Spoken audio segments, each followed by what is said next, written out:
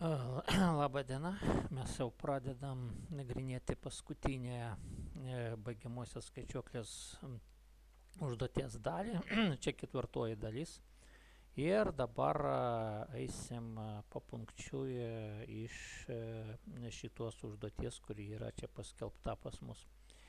Tai čia pasakyta, kad reikia pasižiūrėti filmuką ir filmukas jau dabar čia filmuojamas taip.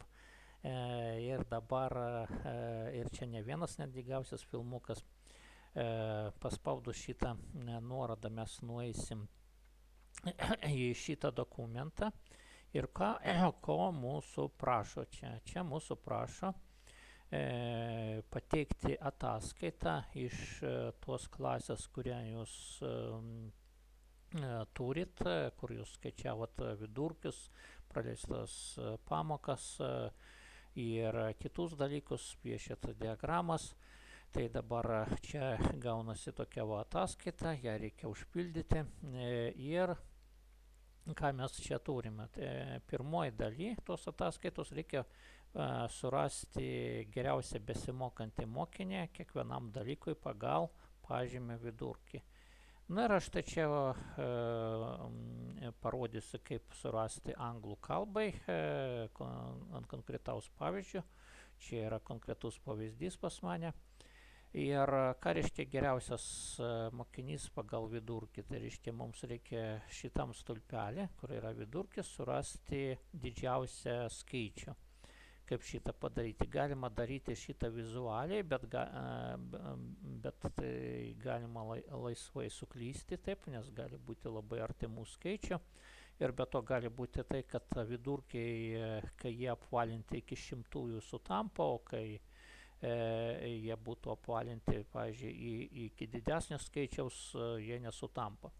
Paprasčiausiai galima padaryti taip. Reiškia, aš pažymiu visą šitą sritį, visus langelius, paskui nueinu į data, į duomenis lietuviškai ir paimu šitoj vietoj sort range, taip.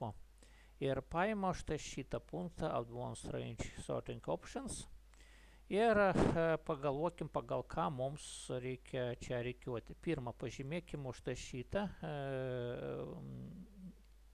paukščiuką, taip, žymime langelį ir mes norim reikiuoti ne pagal datas kokias nors, o pagal vidurkį, taip.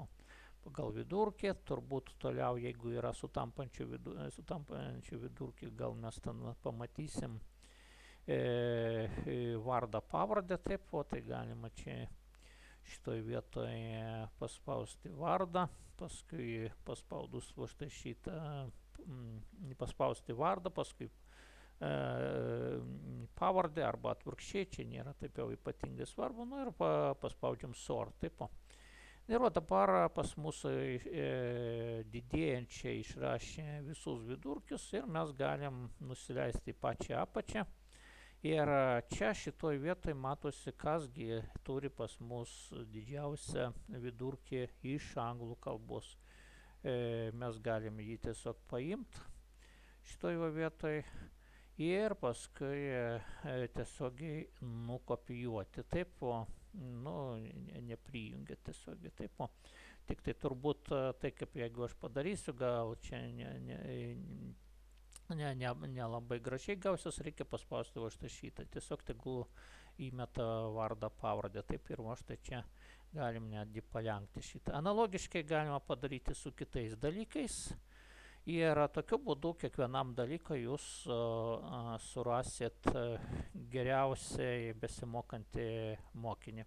Štai čia tiek iš šito punkto.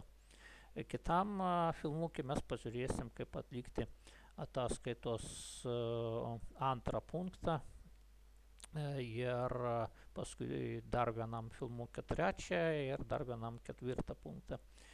Kągi, ačiū už dėmesį.